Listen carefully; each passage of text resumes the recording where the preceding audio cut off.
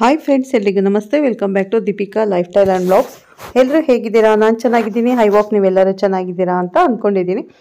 Please friends, ಇದು ತುಂಬಾ important ಅಂತಲೇ ಹೇಳ್ತಾ ಇದ್ದೀನಿ. ಇವತ್ತಿನ ನ್ಯೂಸ್ ಬಂದು ಅಂದರೆ ಹೆಣ್ಣು ಮಕ್ಕಳಿಗೆ ಅಂದರೆ ಗೋಲ್ಡ್ ಯಾರೆಲ್ಲ ಇಷ್ಟಪಡ್ತಾರೆ ಲೇಡೀಸ್ ಅವ್ರಿಗೆ ಇವತ್ತು ತುಂಬಾ ಗುಡ್ ನ್ಯೂಸ್ ಅಂತಲೇ ಹೇಳ್ಬೋದು. ಬನ್ನಿ, ಏನಿದೆ ಚಿನ್ನದ ಪ್ರಿಯರಿಗೆ ಭರ್ಜರಿ ಗುಡ್ ನ್ಯೂಸ್ ಅಂತಲೇ ನೋಡೋಣ. ಇವತ್ತಿನ ರೈಟ್ ನೋಡೋಣ. ಎಲ್ಲರಿಗೂ ಖುಷಿ ಆಗುತ್ತಲ್ವಾ? ಚಿನ್ನದ ಆಭರಣ ಅಂದರೆ ಯಾರಿಗೆ ತಾನೇ ಇಷ್ಟ ಆಗಲ್ಲ? ಪ್ರತಿಯೊಬ್ಬ ಸ್ತ್ರೀಗೂ ಕೂಡ ಚಿನ್ನ ಅಂದರೆ ತುಂಬಾ ಇಷ್ಟಪಡ್ತಾರೆ. ಬನ್ನಿ ನೋಡೋಣ ಇವತ್ತಿನ ರೈಟ್ ಹೇಗಿದೆ ಏನು ಅಂತ. ಈ ವಿಡಿಯೋನ ಫಸ್ಟಿಂದ ಕೊನೆವರೆಗೂ ಸ್ಕಿಪ್ ಮಾಡಿದೆ ನೋಡಿ. ನಿಮ್ಗೆ ಇಷ್ಟ ಆದರೆ ಲೈಕ್ ಕೊಡೋದನ್ನು ಖಂಡಿತ ಮರಿಬೇಡಿ ಸ್ನೇಹಿತರೆ. ಅಂದರೆ ಗೋಲ್ಡ್ ರೇಟ್ ಟುಡೇ ಚಿನ್ನ ಪ್ರಿಯರಿಗೆ ಗುಡ್ ನ್ಯೂಸ್ ಅಂತಲೇ ಹೇಳ್ಬೋದು. ಇವತ್ತು ಕೊನೆಗೂ ಬಂಗಾರದ ಬೆಲೆ ಇಳಿಕೆ, ಬೆಳ್ಳಿ ದರ ಸ್ಥಿರ, ಹೀಗಿದೆ ಇಂದಿನ ಬೆಲೆ. ಬನ್ನಿ ನೋಡೋಣ ಸ್ನೇಹಿತರೆ. ಚಿನ್ನ ಕೊನೆಗೂ ಬಂಗಾರದ ಬೆಲೆ ಇಳಿಕೆಯಾಗಿದೆ, ಬೆಳ್ಳಿ ದರ ಕೂಡ ಸ್ಥಿರವಾಗಿದೆ, ಹೀಗಿದೆ ಇಂದಿನ ಬೆಲೆ ವಿವರ.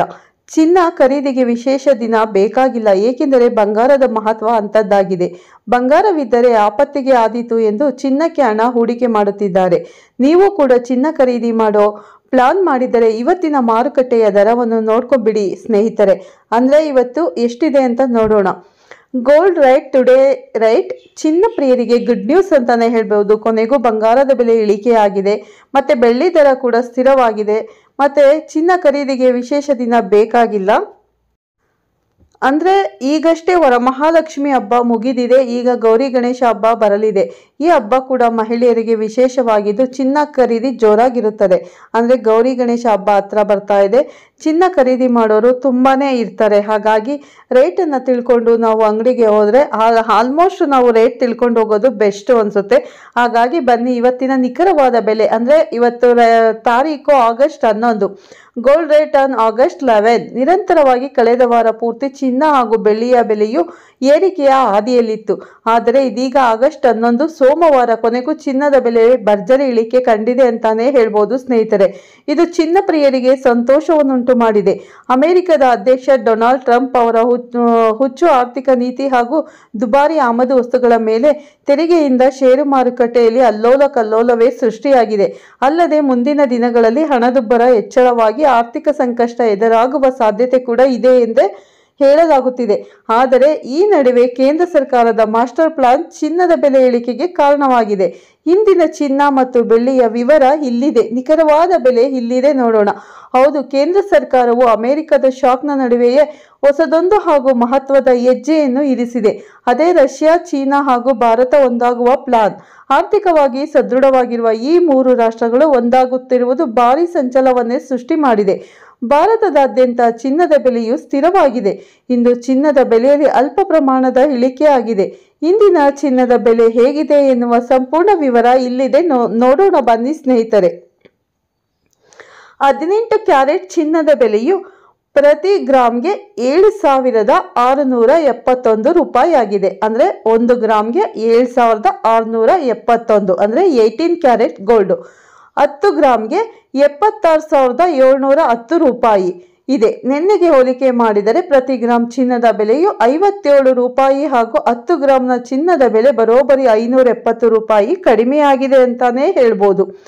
ಮತ್ತೆ 22 ಕ್ಯಾರೆಟ್ ಚಿನ್ನದ ಬೆಲೆ ಅಂದರೆ 22 ಕ್ಯಾರೆಟ್ ಚಿನ್ನದ ಬೆಲೆ ಬಂದು ಬೆಲೆಯಲ್ಲೂ ಇಳಿಕೆಯಾಗಿದೆ. ಪ್ರತಿ ಗ್ರಾಮ್ ಚಿನ್ನದ ಬೆಲೆಯು 9,375 ರೂಪಾಯಿ ಆಗಿದ್ದು 10 ಗ್ರಾಮ್ಗೆ 93,750 ರೂಪಾಯಿ ಆಗಿದೆ. ವಾರಾಂತ್ಯಕ್ಕೆ ಹೋಲಿಕೆ ಮಾಡಿದರೆ ಈ 1 ಗ್ರಾಮ್ ಚಿನ್ನದ ಬೆಲೆ 70 ರೂಪಾಯಿ ಹಾಗೂ 10 ಗ್ರಾಮ್ಗೆ 700 ರೂಪಾಯಿ ಇಳಿಕೆಯಾಗಿದೆ ಅಂತಾನೆ ಹೇಳ್ಬೋದು. 93,000 ಅಂದರೆ 10 ಗ್ರಾಮ್ ಗೋಲ್ಡ್ಗೆ 93,750 ರೂಪಾಯಿ ಆಗಿದೆ ಸ್ನೇಹಿತರೆ. ನೋಡಿದ್ರಲ್ಲ ಇವತ್ತಿನ ಗೋಲ್ಡ್ ರೇಟ್ ಹೇಗಿದೆ ಅನ್ನೋದನ್ನ ಸಂಪೂರ್ಣ ಮಾಹಿತಿಯನ್ನು ಕೊಟ್ಟಿದ್ದೇನೆ. ಹಾಗಾಗಿ ಮಹಿಳೆಯರಿಗೆ ತುಂಬಾ ಯೂಸ್ಫುಲ್ ಅಂತ ಅಂದ್ಕೊಂಡಿದ್ದೀನಿ. ಮತ್ತು ಗೌರಿ ಹಬ್ಬ, ಗಣೇಶ ಹಬ್ಬ ಹತ್ರ ಬರ್ತಿದೆ. ಚಿನ್ನ ಬೆಳ್ಳಿ ಖರೀದಿ ಮಾಡೋರು ತುಂಬಾ ಇರ್ತಾರೆ. ಹಾಗಾಗಿ ರೇಟನ್ನು ತಿಳ್ಕೊಂಡು ಅಂಗಡಿಗೆ ಹೋದರೆ ಸ್ವಲ್ಪ ಹೆಲ್ಪ್ ಆಗುತ್ತೆ ಅಂತಲೇ ಹೇಳ್ಬೋದು. ಹಾಗಾಗಿ ಇವತ್ತಿನ ಚಿನ್ನದ ಬೆಲೆನ ನಿಮಗೆ ತಿಳಿಸ್ಕೊಟ್ಟಿದ್ದೀನಿ. ಶೇರ್ ಮಾರ್ಕೆಟ್ ಬೆಲೆ ಹೇಗಿದೆ ಅನ್ನೋದನ್ನು ಈ ವಿಡಿಯೋ ಇಷ್ಟ ಆದರೆ ಕೊನೆವರೆಗೂ ಸ್ಕಿಪ್ ಮಾಡಿದೆ ನೋಡಿ. ಮತ್ತೆ ಬನ್ನಿ, ನಾನಿವಾಗ ನಮ್ಮ ಮೆಟ್ರೋ ಅಂದರೆ ಇಂದು ನಿನ್ನೆ 10ನೇ ತಾರೀಕು ಹಳದಿ ಮೆಟ್ರೋ ಮಾರ್ಗ ಉದ್ಘಾಟನೆಯನ್ನು ಮಾಡಿದ್ದಾರೆ. ಅಂದರೆ ನಮ್ಮ ಪ್ರಧಾನಮಂತ್ರಿಯವರು ಮೋದಿಜಿಯವರು ನಿನ್ನೆ 10ನೇ ತಾರೀಕು ಭಾನುವಾರ 10 ಗಂಟೆಗೆ ಎಲ್ಲೋ ಮೆಟ್ರೋ ಟ್ರೈನನ್ನು ಅಂದರೆ ಹಳದಿ ಮೆಟ್ರೋ ಮಾರ್ಗ ಉದ್ಘಾಟನೆಯನ್ನು ಮಾಡಿದ್ದಾರೆ. ಯಾವ ರೂಟಲ್ಲಿ ಅದು ಮೆಟ್ರೋ, ಯಾರಿಗೆ ಯೂಸ್ಫುಲ್ ಇದೆ ಅನ್ನೋದನ್ನು ಸಂಪೂರ್ಣ ಮಾಹಿತಿನ ಈಗ ತಿಳಿಸ್ಕೊಡ್ತೀನಿ, ಬನ್ನಿ ನೋಡೋಣ. ಎಲ್ಲೋ ಮೆಟ್ರೋ ಎಲ್ಲೋ ಲೈನ್ ಇದು ಬೆಂಗಳೂರಿಗರ ತುಂಬ ದಿನದ ಕನಸಾಗಿತ್ತು. ಹಾಗಾಗಿ ಬೆಂಗಳೂರು ರಾಜಧಾನಿಯ ಐಟಿ ಹಬ್ ಎಲೆಕ್ಟ್ರಾನಿಕ್ ಸಿಟಿಯಿಂದ ಬೆಂಗಳೂರಿನ ಕೇಂದ್ರ ಭಾಗಕ್ಕೆ ತ್ವರಿತ ಸಂಪರ್ಕ ಕಲ್ಪಿಸುವ ಬಹು ನಿರೀಕ್ಷಿತ ನಮ್ಮ ಮೆಟ್ರೋ ಕಾರಿಡಾರ್ನ ಹಳದಿ ಮಾರ್ಗವನ್ನು ಭಾನುವಾರ ಅಂದರೆ ನಿನ್ನೆ ಪ್ರಧಾನಿ ನರೇಂದ್ರ ಮೋದಿ ಲೋಕಾರ್ಪಣೆ ಮಾಡಿದ್ದಾರೆ. ಈ ಭಾಗದ ಜನ ಹಲವು ವರ್ಷಗಳ ಕನಸು ನನಸಾಗಲಿದ್ದು ಇದರಿಂದ ಪ್ರತಿ ಸುಮಾರು 3.5 ಲಕ್ಷ ಪ್ರಯಾಣಿಕರಿಗೆ ಅನುಕೂಲಕರವಾಗಿದೆ ಅಂತಾನೆ ಹೇಳ್ಬೋದು.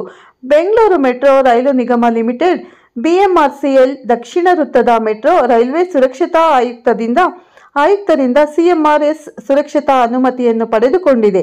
ಇದರಿಂದ ದಕ್ಷಿಣ ಬೆಂಗಳೂರಿನ RV ರಸ್ತೆಯಿಂದ ಬೊಮ್ಮಸಂದ್ರಕ್ಕೆ ಸಂಪರ್ಕಿಸುವ 19.15 ಕಿಮಿ ಉದ್ದದ ಮೆಟ್ರೋ ಸಂಚಾರ ಶುರುವಾಗಿದೆ ಅಂತಾನೆ ಹೇಳ್ಬೋದು. ಅಂದ್ರೆ ಯಾವ ರೂಟ್ ಹೋಗುತ್ತೆ ಅನ್ನೋದನ್ನ ಕೂಡ ಪ್ಲಾನ್ ಇಲ್ಲಿದೆ ನೋಡಿ. ಅಂದ್ರೆ ಬೆಂಗಳೂರು ಎಲೆಕ್ಟ್ರಾನಿಕ್ ಸಿಟಿ ಮೆಟ್ರೋ ಅಂತಾನೆ ಹೇಳ್ಬೋದು. ಇದು RV ರೋಡ್ ಬೊಮ್ಮಸಂದ್ರ ಎಲ್ಲೋ ಲೈನ್ ಅಂತ ಕರೀತಾರೆ. ಇದು ಬೆಂಗಳೂರು ಮೆಜೆಸ್ಟಿಕ್ ಇಂದ ಹೊರಡುತ್ತೆ ನೋಡಿ. ಇವಾಗ ಮತ್ತೆ ಸಂಪೂರ್ಣ ಮಾಹಿತಿಯನ್ನ ನಿಮಗೆ ಶೇರ್ ಮಾಡ್ತೀನಿ, ಪೂರ್ತಿ ವಿಡಿಯೋ ಸ್ಕಿಪ್ ಮಾಡದೆ ನೋಡಿ. ಇದು 2026 ಮಾರ್ಚ್ ವೇಳೆಗೆ 5 ನಿಮಿಷಗಳ ಆವರ್ತನ ಆರಂಭದಲ್ಲಿ ಸೀಮಿತ ಸೇವೆಗಳನ್ನು ನಿರೀಕ್ಷಿಸಲಾಗಿದ್ದು 3 ಚಾಲಕ ರಹಿತ ರೈಲುಗಳು 25 ನಿಮಿಷಗಳ ಆವರ್ತನದಲ್ಲಿ ಅಂದರೆ 25 ನಿಮಿಷಕ್ಕೆ ಒಂದು ರೈಲನ್ನು ಅಂದರೆ ಮೆಟ್ರೋವನ್ನು ಬಿಟ್ಟಿದ್ದಾರೆ ನಿರ್ವಹಿಸುತ್ತದೆ ಅಂತ ಹೇಳ್ಬೋದು. BMRCL 2026 ಮಾರ್ಚ್ ಆವರ್ತನ ಅಂತ ಹೇಳ್ತದೆ. ಆರಂಭದಲ್ಲಿ ಸೀಮಿತವಾಗಿ ಇದು ತ್ವರಿತವಾಗಿ 3 ಚಾಲಕರಹಿತ ರೈಲುಗಳು 25 ನಿಮಿಷಗಳ ಆವರ್ತನದಲ್ಲಿ ಕಾರ್ಯನಿರ್ವಹಿಸುತ್ತದೆ. BMRCL 2026 ಮಾರ್ಚ್ ವೇಳೆಗೆ 5 ನಿಮಿಷಗಳ ಆವರ್ತನಗಳೊಂದಿಗೆ ಪೂರ್ಣ ಪ್ರಮಾಣದ ಕಾರ್ಯಾಚರಣೆಗೆ ಕ್ರಮೇಣ ಹೆಚ್ಚಿಸಲು ಯೋಜಿಸಿದೆ. ವಿದ್ಯುತ್ ಸರಬರಾಜು ವ್ಯವಸ್ಥೆಗಳು ಮತ್ತು ಸಿಗ್ನಲಿಂಗ್ ಹಳಿಗಳು ಮತ್ತು ವಯಾಡಕ್ಟ್ಗಳು ಮತ್ತು ವಕ್ರಾಕೃತಿಗಳು, ಅಗ್ನಿ ಸುರಕ್ಷತಾ ಕ್ರಮಗಳು, ಪ್ರಯಾಣಿಕರ ಮಾಹಿತಿ ವ್ಯವಸ್ಥೆಗಳು ಮತ್ತು ಮೆಟ್ರೋ ನಿಲ್ದಾಣಗಳಲ್ಲಿನ ಸೌಕರ್ಯಗಳು ಸೇರಿದಂತೆ ಸುರಕ್ಷತೆ ಮತ್ತು ಸಿದ್ಧತೆಯ ACEO ಅಂಶಗಳ ಕುರಿತು ಕಳೆದ ತಿಂಗಳು 3 ದಿನಗಳ ಕಾಲ MM ಚೌಧರಿ ನೇತೃತ್ವದಲ್ಲಿ CMRS ತಪಾಸಣೆ ನಡೆಯಿತು. ವೃತ್ತಿಪರರಿಗೆ ಅನುಕೂಲವಾಗಿದೆ. ಹಳದಿ ಮಾರ್ಗವು central silk board, HSR layout ಮತ್ತು ಎಲೆಕ್ಟ್ರಾನಿಕ್ ಸಿಟಿ ಸೇರಿದಂತೆ ಹಲವಾರು ಹೆಚ್ಚಿನ ಜನಸಾಂದ್ರತೆಯ ಪ್ರದೇಶಗಳ ಮೂಲಕ ಹಾದು ಹೋಗುತ್ತದೆ. ಇದು ನಗರದ ಪ್ರಯಾಣಿಕರು ಮತ್ತು ವೃತ್ತಿಪರರಿಗೆ ಪ್ರಮುಖ ಕಾರಿಡಾರ್ ಆಗಿದೆ ಅಂತಾನೆ ಹೇಳ್ಬೋದು. ಮತ್ತೆ ಈ ಸ್ಟೇಷನ್ಗಳು RV ರಸ್ತೆಯಿಂದ ವೃತ್ತಿಪರ ಅನುಕೂಲಗಳನ್ನು ಪಡೆದಿದೆ. ಹಳದಿ ಮಾರ್ಗವು ಸೆಂಟ್ರಲ್ ಸಿಲ್ಕ್ ಬೋರ್ಡ್ ಮತ್ತು HSR ಲೇಔಟ್ ಮತ್ತು ಎಲೆಕ್ಟ್ರಾನಿಕ್ ಸಿಟಿ ಸೇರಿದಂತೆ ಹಲವಾರು ಹೆಚ್ಚಿನ ಜನಸಾಂದ್ರತೆಯ ಪ್ರದೇಶಗಳ ಮೂಲಕ ಹಾದು ಹೋಗುತ್ತದೆ. ಮತ್ತು ಒಟ್ಟು 16 ಸ್ಟೇಷನ್ಗಳು RV ರಸ್ತೆಯಿಂದ ಬೊಮ್ಮಸಂದ್ರದವರೆಗೆ ಒಟ್ಟು 16 ಸ್ಟೇಷನ್ಗಳು ಬರಲಿವೆ. RV ರಸ್ತೆ, ರಾಗಿಗುಡ್ಡ, ಜಯದೇವ ಆಸ್ಪತ್ರೆ, BTM layout, central silk board, Bommanahalli, Hongasandra ಮತ್ತು ಕುಡ್ಲು ಗೇಟ್, ಹೊಸ ರೋಡ್ ಅಂದರೆ ಎಲೆಕ್ಟ್ರಾನಿಕ್ ಸಿಟಿ ಅಂತ ಒಂದು, ಬೊಮ್ಮಸಂದ್ರ, ಎಕ್ಸ್ಪರ್ಟ್ ಕಾಲೇಜ್ ಮತ್ತು ಮುನೇಶ್ವರ ನಗರ, ಬಸಾಪುರ, ಹೆಬ್ಬಗೋಡಿ ನಿಲ್ದಾಣಗಳು ಒಟ್ಟು 16 ಸ್ಟೇಷನ್ಗಳು ಬರಲಿದೆ. ಮತ್ತು ಆರಂಭದಲ್ಲಿ 50,000 ಮಂದಿ ಪ್ರಯಾಣ ಈ ಮಾರ್ಗದಲ್ಲಿ ಆರಂಭದಲ್ಲಿ ಅರ್ಧ ಗಂಟೆಗೆ ಒಮ್ಮೆ ರೈಲು ಚಲಿಸಲಿದೆ. ಹಾಗೆ ನಿತ್ಯ 50,000 ಜನರು ಪ್ರಯಾಣಿಸುವ ನಿರೀಕ್ಷೆ ಇದೆ. ಮುಂದಿನ ದಿನಗಳಲ್ಲಿ ರೈಲುಗಳು ಟ್ರಿಪ್ ಸಂಖ್ಯೆ ಹೆಚ್ಚಳವಾಗುತ್ತೆ. ಅಂದರೆ ನಿತ್ಯ 3.5 ಲಕ್ಷ ಮಂದಿ ಪ್ರಯಾಣಿಸಬಹುದು ಎಂದು BMRCL ಅವರು ಅಂದಾಜಿಸಲಾಗಿದೆ. ಬೆಂಗಳೂರು ಮೆಟ್ರೋ ಅಂದರೆ ಹಳದಿ ಮಾರ್ಗ ಅಂತ 1915 ಕಿಮಿ ಪೂರ್ಣಗೊಳ್ಳಲು 8 ವರ್ಷಗಳ ಸಮಯ ಹಿಡಿದಿದೆ ಅಂತಾನೆ ಹೇಳ್ಬೋದು. ಜುಲೈ ತಿಂಗಳಲ್ಲಿ ಮಾರ್ಗವನ್ನು ಪರಿಶೀಲಿಸಿದ ಮೆಟ್ರೋ ರೈಲ್ವೆ ಸುರಕ್ಷಿತ ಆಯುಕ್ತರ ಸಲ್ಲಿಸಿದ ವರದಿ ಅನುಸಾರ ಪ್ರತಿ ಕಿಮಿಗೆ ಸುಮಾರು 400 ಕೋಟಿ ರು ವೆಚ್ಚವಾಗಿದೆ. 2ನೇ ಹಂತದ ಭಾಗವಾಗಿರುವ ನಮ್ಮ ಮೆಟ್ರೋ ಹಳದಿ ಮಾರ್ಗದ ನಿರ್ಮಾಣವು 2017ರಲ್ಲಿ ಆರಂಭವಾಗಿದ್ದು ಡಿಸೆಂಬರ್ 2021ರಲ್ಲಿ ಪೂರ್ಣಗೊಳ್ಳಬೇಕಿತ್ತು. ಆದರೆ ಯೋಜನೆ ಪೂರ್ಣಗೊಳಿಸಲು ಅನೇಕ ಅಡ್ಡಿ ಆತಂಕಗಳು ಎದುರಾದವು. ಇದರಿಂದ ಯೋಜನಾ ವೆಚ್ಚವು ಈಗ 7.610 ಕೋಟಿ ರುಗಳಾಗಿದೆ.